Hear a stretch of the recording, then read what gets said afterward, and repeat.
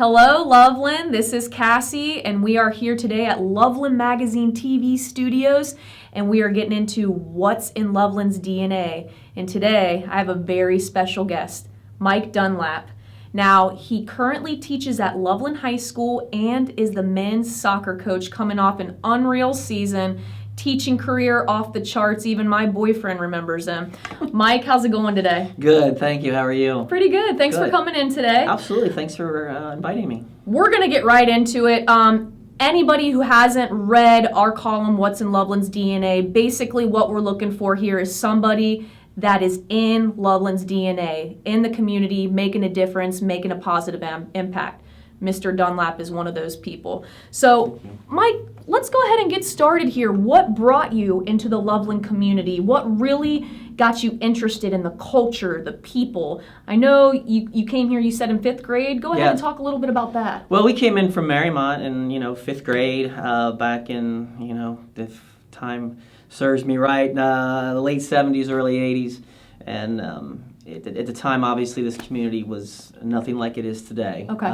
It's still a very rural community, and it was a town where the old school people were here, and they've been here for a really long time. And I think it was neat growing up in the '80s with that, because that's where you really felt the sense of the Loveland culture. Right. Because at the time, Loveland was so small, and it was just a close-knit community. During the 80s of growing up and actually attending high school here, obviously there's been always a connection to Loveland, just from, those experiences. Right. And so you came here with your family, went to Loveland High School. Yes. What was the elementary, middle school? How did that work? Did you go to middle school before you moved here, or? No, I started in the elementary school. Okay. Which is currently now across the street from the Dollar General store down there. Yes. That's where I started, and then I attended the middle school. Okay. And then on to the high school. So I spent at least however many years that was, 7 years in 3 different schools here. Oh, wow. Okay. So you definitely know the school culture. Now, you obviously were interested in soccer. Yes. Talk a little bit about soccer and kind of, when you were going up through Loveland schools, what made you really identify with how Loveland ran things and their schooling systems and their sports teams? What made you want to join that crowd? Well, I think I was a freshman, and we had hired a new coach, and I think maybe a lot of people can respond to this and remember this. Ken Zinniger was the coach that was hired on when I was a freshman, and obviously he went through his entire career here at Loveland and just retired within the last couple years. And Ken was a motivational man. He was very inspirational. One of the best role models I think I ever had. Okay. And so I think with him taking over the program, with me being a freshman, that really kind of drove me to continue to want to play for Loveland. Okay. Not only that, my friends, we had grown up playing club ball for so long. Unfortunately, we did lose some kids to Moeller, which obviously still happens today. But nonetheless, it was still a close-knit group of kids who played soccer together and enjoyed it. And we just had a remarkable coach in Ken Zinniger. Like I said, not only a coach, but a role model and a teacher at Loveland for many, many years. Wow. And would you say that maybe Ken taught you some of the characteristics you have today as a coach? Oh, absolutely, without a doubt. As a man, as a teacher, and a coach. Okay. He was definitely inspirational in me kind of becoming the person who I am today when it came to teaching and coaching. Okay. Now, when you were in high school, and probably, I'm sure this isn't the case, but did you ever think about, hey, maybe I'd want to teach or coach someday? When I was in high school, I don't think that ever came to mind. Yeah, exactly. There was too many other things going on. Teaching and coaching wasn't one of them. I can say that, in the day, I did have ADHD. As we all do. So I did have a difficult time maybe paying attention, and obviously that wasn't diagnosed or treated back then. So I kind of, missed on a lot of things that I probably should have been able to gather in terms of building a foundation of knowledge so that I could move on to college. But everyone was always very able to work with me and try to support me in some of the things that I was doing. It's just some things just kind of slip by. Right. And that attests to a lot of teaching at Loveland, how putting their hands in everything and making sure each student gets what they need. Now, okay, so you graduated from high school.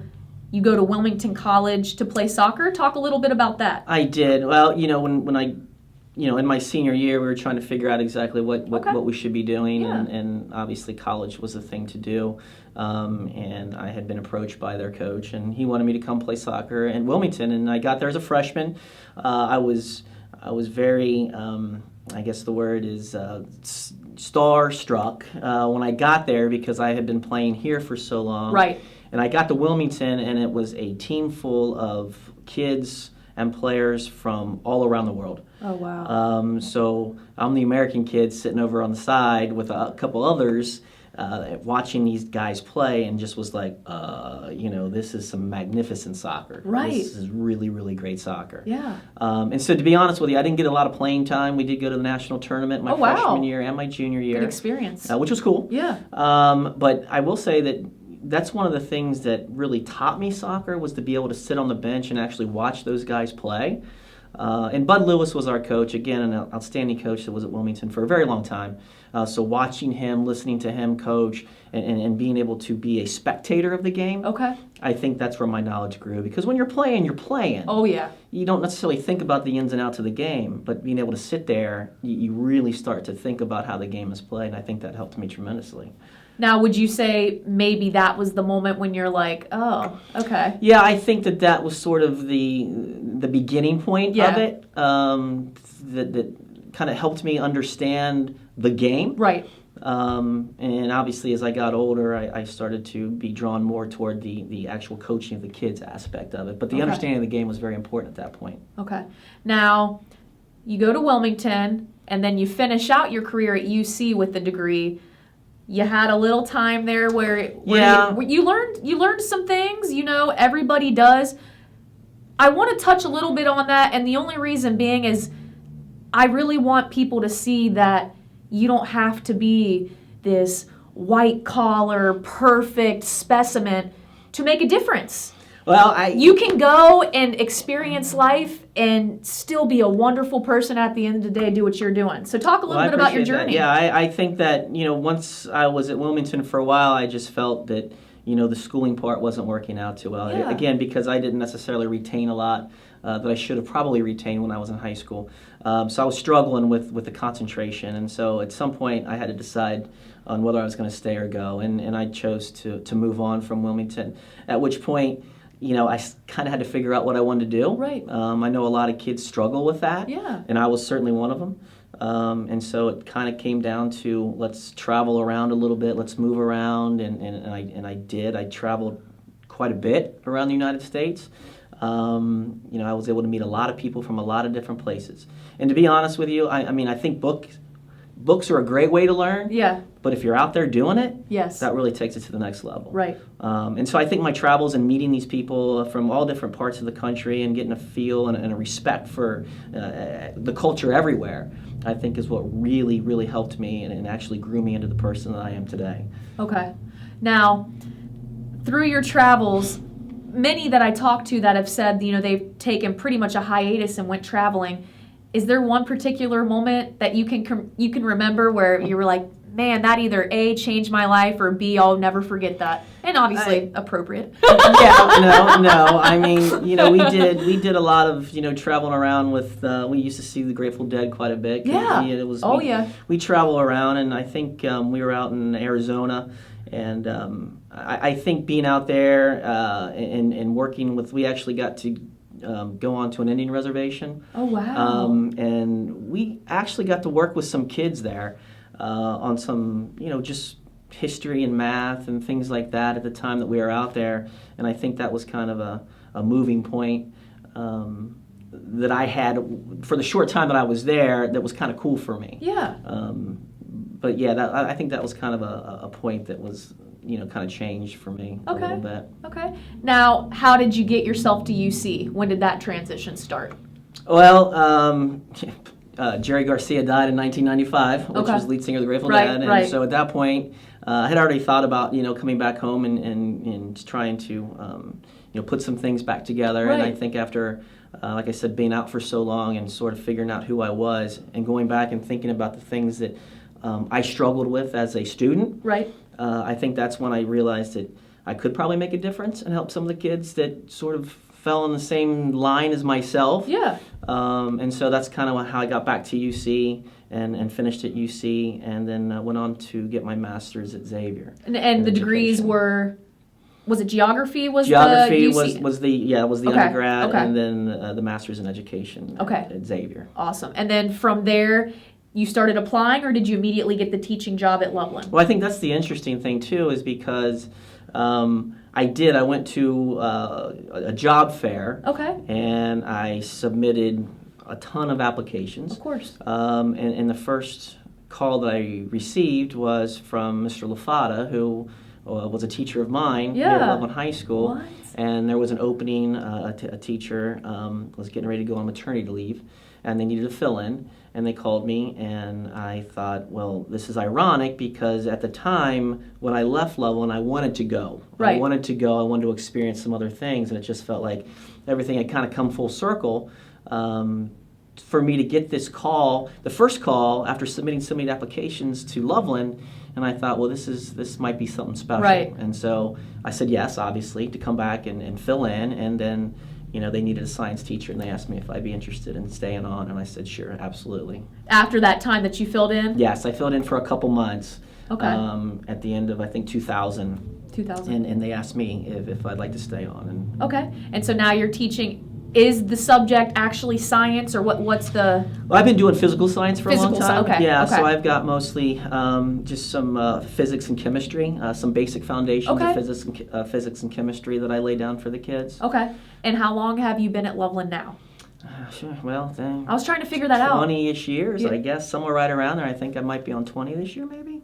Wow. You lose track of time. You don't look old enough. Well, thank you. I'm I serious. appreciate You that. don't. Seriously. I do When you appreciate said you that. were saying that, and then you were saying you've coached for like 30 plus, I'm like, No, not 30 plus. or not, you've taught for yeah. 20 plus, but coached a long time. I'm just like, what's going on here? Yeah. You don't look old enough for that. Well, I think that's one of the things about teaching too. I mean, you kind of stay young. You got to stay Yeah, relevant. you do. So you kind of, not that I'm down at their level, but yeah, I kind of am. I kind of like Yeah. to make sure that we're having fun and Yeah. we're enjoying ourselves. You can't take yourself too seriously in this Yeah. position. So yeah, I think that's one of the things that's been able to keep me somewhat young. Yeah. Well, I've asked a couple students, and I asked, what sets you apart, and a lot of people, and it's funny that you just said that because a lot of students said it's because he makes it interesting. Well, that's the number one, and he's funny. He's funny. Yeah. He has a good personality, but the number one thing was he makes it interesting. And that's what you have to do. Like I said, you can't take yourself too seriously, and you can't take the content too seriously because they are kids, and yes, they need to be educated. They need to be there going to school, but at the same time, they want to have fun. Right. You don't want to sit there and overwhelm them with physics and chemistry. I mean, I can just look back and say how boring that was for me. Amen. Yeah. So, to lighten things up and to try to bring in more of a perspective of what it's really going to be like out there, whether you're working science or whether you're working at McDonald's or whether you're the CEO of a major corporation, the bottom line is you still have to have discipline and responsibility. Right. You have to be able to have conversations with people, and you have to meet deadlines. Right. And so from, my perspective is that, yes, I do take my, obviously, physics and chemistry seriously. Right. But at the same time, let's get our homework done on time. Let's make sure we're in class in time. Let's make sure we're meeting our deadlines. And let's have fun doing it. Right. Let's enjoy it. Let's make it more like something where we can learn about life as well as the physics and the chemistry. Right. Is what I'm trying to say. Right. And that brings me into what I was discussing with you earlier. Mike is known for really evolving the classroom, not sticking traditionally to the old methods, really taking in these new methods, and they are working. And so one of the articles I read is about flipping the classroom. And I want you to kind of talk about it was about 2013, right, I think around there. Yeah, right around there. When you introduced kind of this concept to Loveland. It already existed, but it wasn't necessarily. Tell us what you did and how that really changed the students. I think it just came down to understanding that you're lecturing and again going back to me, an attention span that's pretty small. Yeah. That your lecture gets lost. It just gets lost, and those kids get lost, and their attention is focused elsewhere. And so I thought if I could go back and look at some of these blended learning methodologies, I could find one that might work for the kids that I was teaching, and that happened to be one of them. So that we could put the video lecture online, and they could watch it online for homework. That way, they could stop it. They could pause it. They could go eat something if they wanted to, and come back to it. And the lecture's always there. So when you're in class, you get a one shot at the lecture, and it's over and done with. So you're taking notes and you're trying to listen. And again, knowing how hard that was for me. I thought it was difficult for them, so I thought, well, if it's on tape, they can always come back and look at it again, and so on and so forth. Right. And I think the other thing too is like with the flipped classroom, the homework was done at home traditionally. Right. Well, we want to do our homework in class now, so that the lecture gets done at home. We come into class, and then we're all together doing the applications part of it. Right. So actually working on what it is that we're trying to accomplish, and working together, and we can work in some groups, and I can actually help and walk around the room and make sure that everyone's on task and hopefully getting it. Right. I can tell you, and the reason it hit home with me when I read about flipping the classroom is if that was done when I was in school, I would have had, because I had ADD too. Not ADHD, but ADD. I didn't have the hyper part, but I couldn't pay attention, and that would have been amazing for somebody like me. Yeah, I think it helps. I mean, again, kids are going to cut corners where they cut corners, yes. But I think it does help some kids that really do need that extra help. Yes. So that's.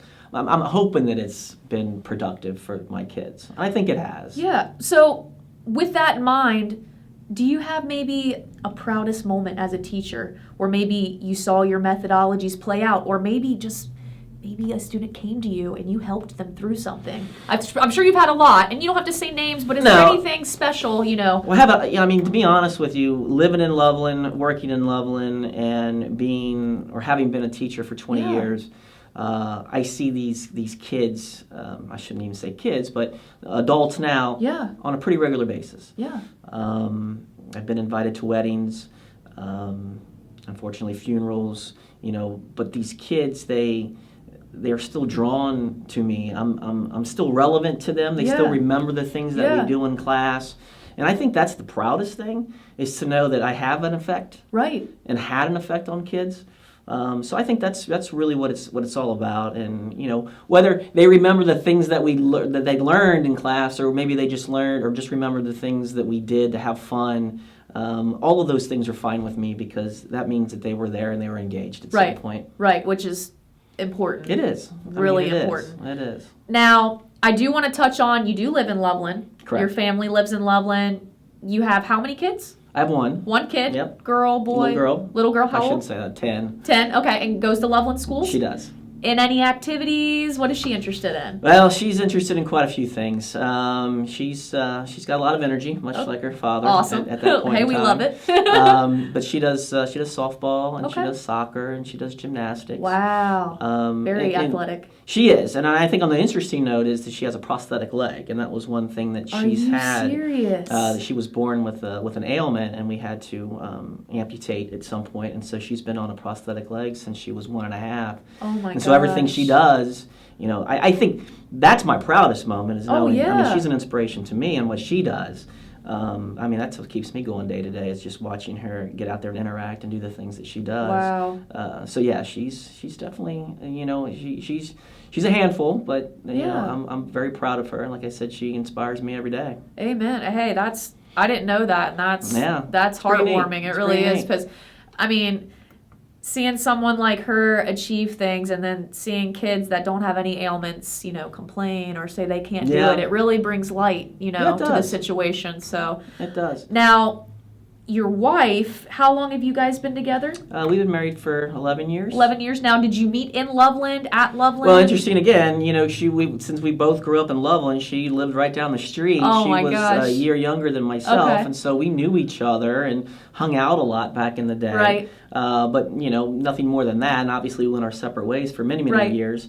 And then, just chance had it that we sort of, reconnected again in 2003, 2004, or whatever Okay. it was, and yeah, decided that, maybe I should settle down and maybe Yeah. she should settle down, Yeah. and then just kind of went from there. All ties lead back to Loveland, though, right? That's the irony. That Isn't is that the crazy? irony, yeah. Now, let's talk soccer. I know it's Okay. one of your Yeah. favorite topics. It is. So, let's talk about the success. Now, obviously there's success, failures. It's all a part of everything, all a part of the journey. Correct. When did you start coaching at Loveland? What was the year?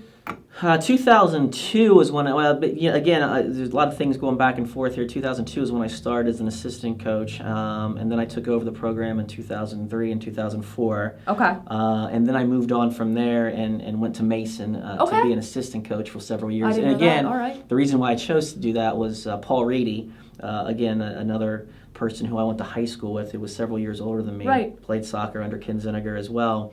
He was the head coach at Mason, and I just felt very comfortable working with him. Okay. And again, I learned a ton Yeah. working with him at Mason for those 5 or 6 years, and then I came back to Loveland in 2010 as the head coach and have been doing it since. Okay. And now, with that, what have you done to really mold this program? Because believe it or not, I know you're probably not going to say it, but the program has changed since you've taken over. It has. Okay. It's changed. Obviously, we're winning. That's a good thing. But on top of that, your athletes are also performing in school. Well, that's the most important thing. And they're also good citizens. Yeah. And that's why we came to the school to interview you guys, because that's what I'm interested in. Yeah. What are you doing to really instill that? Because they're going to take that, for the next 10, 20, 30 years with them. I think as an early coach, I think with anybody who's young, who begins coaching early on, at that point, it's all soccer, win, win. You're right. And I was no different. Yep. But then again, as you become a teacher and you actually see what you're trying to create, you have to kind of take a step back from the soccer a little bit and try to understand where they are and where they're going in life, and that's the direction you're trying to get them in. So as they come in as a freshman, with a squeaky voice, you have them for 4 years, and so when they leave as a senior with a beard, they're a completely different kid. And we do have good kids, and I don't think it's anything that I'm doing. I think that I've been lucky enough and fortunate enough to get a really good group of kids to work with in and year out. Right. And when they come in, they're good, and when they leave, they're even better. But I think that's what keeps me coming back year in and year out. It's not necessarily the grind of the season and the wins and the losses. It's just working with these kids year in and year out. Seeing them grow. And, yeah. So with that, let's brag on you for a second. You were Coach of the Year this year. Yes. Coach of the Year last year. Mm-hmm. And you guys were ECC champs. Yes. Last year. How far did you go in the tournament? Well, this year we made it to the sectional final. Okay. A little disappointing, I think, for all of us that we weren't able to get a little further. I think we had some injuries that were tough to overcome. But nonetheless, I think even taken away from the tournament itself, I think the season was one of the best in terms of the kids I had to work with, the coachability of the kids, how they bought in. Just hardworking, good kids. And not every kid plays. And, I felt like this year was one of the years where even though a young man didn't get into the game as much as he would have liked, he still never made it really an issue to the team. He was still 100% behind the team. And I think that's what we preached all year was no matter what, we got to stay together as a team. Right. We have to be a team. If we're not a team this year, then we're going to struggle. And then they came through. And they were a team all year. I agree. And I felt that when I visited the high school. Now, what I want to talk about last but not least, just because, we're letting the community know that you are a part of Loveland's DNA. You are what makes Loveland special. Now, in your words, what do you love about Loveland, and what do you personally, and you can brag about yourself, what do you personally think you bring to Loveland? Well, what I personally love about Loveland is, like I said before, the culture that Loveland has sustained for so many years, even though it's much different than it was back when I went to high school. Deep down, it's still the same thing. Right. The people that have moved into the community, that are part of the community, still want the same thing, and that is what's best for the community. Right. And so I think that is one of the reasons why I am drawn to Loveland, want to stay in Loveland, want to continue to teach in Loveland, want to live in Loveland, and want my child to go to Loveland. Right. It's for all of those reasons. Right. So I think it's just the small knit community feel that you get no matter where you go. It doesn't matter if you're down in downtown Loveland someplace having dinner or at Kroger here. Yeah. You still run into a lot of people that would still want to sit down and talk about what's going on in Loveland. Right. And I think that's kind of the neat thing about it. I agree. You heard it here first, guys. This is Mike Dunlap. He is the most recent candidate for What's in Loveland's DNA. And I tell you what, after sitting here and chatting with him, I am not mad that we chose him. Thank you so much, Mike. Well, thank you. I really appreciate it. It's very nice. Anytime, Very nice. and good luck with all your future endeavors. Thank you. And go Tigers. Thank you. Go Tigers. See you later, Loveland.